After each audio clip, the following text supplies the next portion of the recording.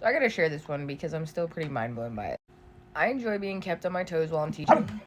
You got questions? Bring them. It's like an adrenaline rush. I like it. But today was a way of being kept on my toes that I was never expecting, and I was not a fan. I will start this story with I got full student permissions before sharing it.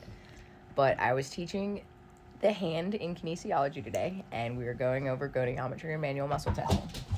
And in lab, I had students partnered up to practice goniometry and manual muscle testing of the hand. And so I'm walking around the lab, checking on each one of my groups that are doing their goniometry and manual muscle testing, and I hear this shriek followed by hysterical laughter.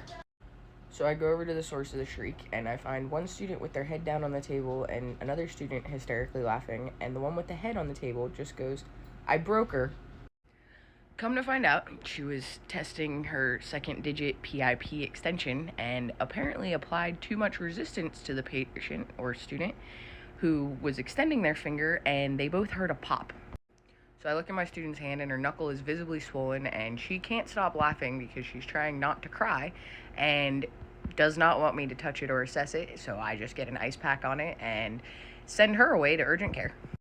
Fortunately, the two students working together happened to have driven together, so the one who caused the injury was able to take the injured one to urgent care. Fast forward to 2 hours later, and I get a picture of my student's hand wrapped in a paddle cast, and she has to go back for an MRI on Monday because they think she tore her extensor tendon. Never in my life did I think I would have an injury from teaching manual muscle testing to healthy individuals. This was not how I had expected my Friday to go. So my PSA for anybody teaching manual muscle testing or doing manual muscle testing of the fingers is remember that the fingers don't have as much strength as the shoulder and the elbow and don't need to be resisted quite as hard.